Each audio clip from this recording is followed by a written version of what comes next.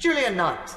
Thank you, Madam Deputy Speaker. We live in very much the strangest of times, in the fact that, and evidence of that is my honourable friend, the member for Folkestone and Hythe, who has knowledge second to none in this area and actually has ended up in charge of this particular area.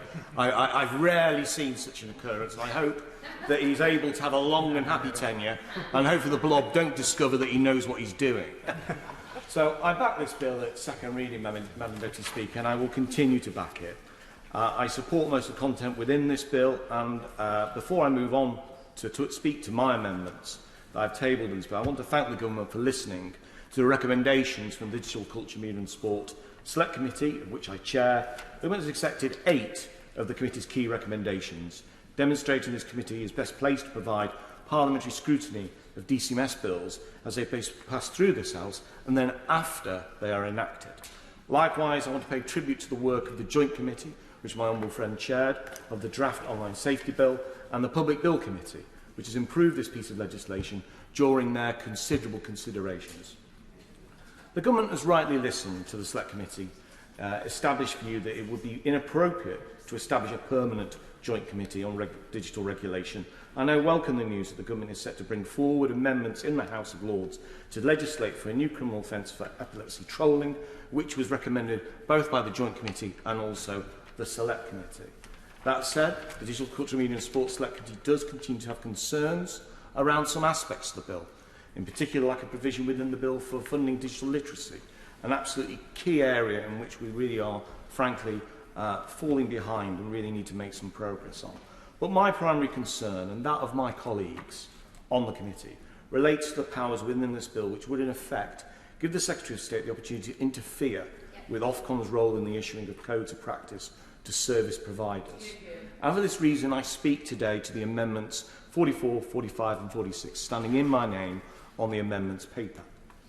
Clause 40 of this bill, Madam Deputy Speaker, in my view gives the Secretary of State unprecedented powers and will bring into question the future integrity of Ofcom itself. Removing the ability to exercise those powers in clause 39 means we can lose clauses 40 and 41 that outline the powers granted and how they will be sent to the House for consideration. Presently, Ofcom sets out codes of practice under which, and I quote, companies can compete fairly and businesses and customers benefit from the choice of a broad range of services. Under this bill, Ofcom, which I would remind the House is independent media regulator, will be required to issue codes of practice to service providers, for example, codes outlining measures that would enable services to comply with duties to mitigate the presence of harmful content.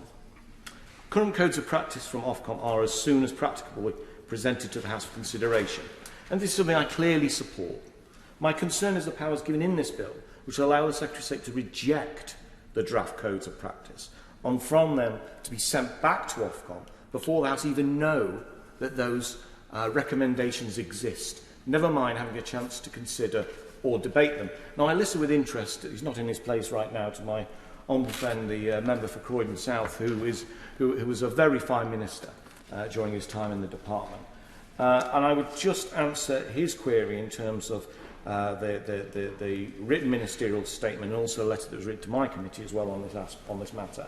That I would say to him and to anyone in this respect, and I say to the front bench as well, if the government disagrees with what Ofcom is saying, then it can purely bring it to the House and explain that disagreement. That itself would allow a situation where it is entirely transparent and open, and will be greater scrutiny, not less scrutiny. And also it would create opportunities for perhaps less delay. It would be the case if there's forever this ping-pong between Secretary of State and Ofcom until they get their work right. I want to make clear that the DCS Select Committee and I believe this is nothing more than a power grab by the Executive. I'm proud that in Western Europe we have a free press without any interference from government. And I believe the Online Safety Bill, if it's constituted in this very particular form, at least has the potential to damage that relationship. I do say potential because I do not believe that is the intention of what is being proposed here. But there is the potential for this to jeopardise this in the long term. And it's for this reason I hope members of this House will consider supporting the amendments in my name this evening. I hope members will allow me to outline why it is they should support the amendments.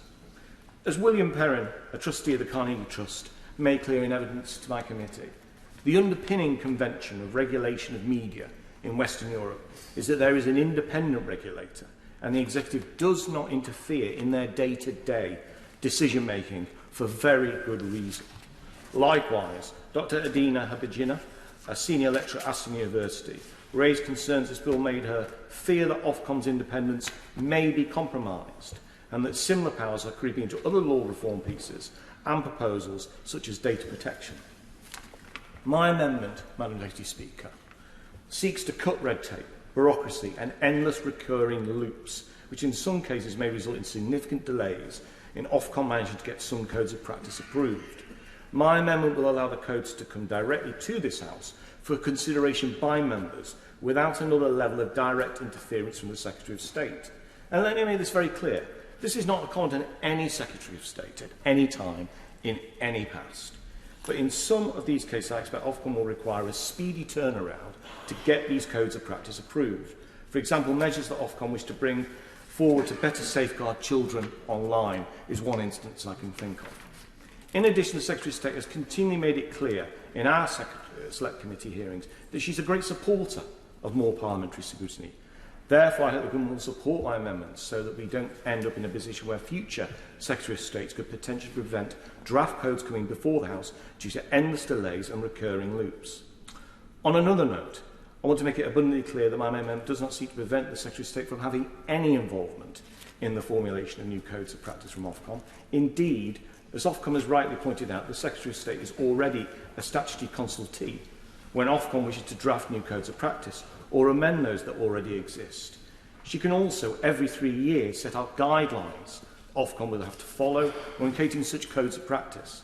Therefore, the government already plays a crucial role in influencing the genesis and the direction of travel in this area. Madam Deputy Speaker, the Secretary of State wrote to my office on Friday where she outlined some of the concerns shared by members of this House and she provided steps on how her department would address these concerns.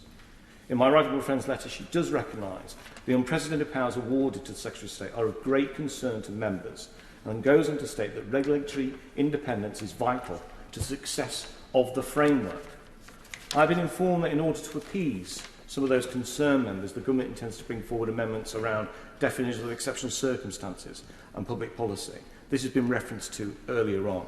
And as I say, they are so broad. I mean, economic policy, it is and business interests, they are such broad definitions that literally I can't think of anything that actually wouldn't be covered by these exceptional circumstances. My message to members today is clear. If the Secretary of State accepts our legitimate concerns, then surely the front bench should seek to accept my amendments to become part of the bill today, leaving a cleaner process rather than an increasingly complex system of unscrutinised ministerial interference with the regulator. The DCMS Select Committee and I are very clear.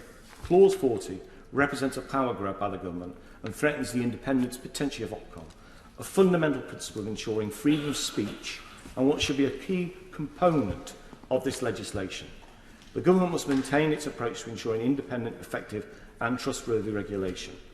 I will not be pushing my amendments to a vote today, but I hope these concerns will spark not just thoughts from the front bench and further engagement, but potentially legislative action in another place as this bill progresses. Because I really do think that this is potentially something that could hold this bill under the waterline and has the potential for real harm to our democratic way of life going forwards as we tackle this whole new area.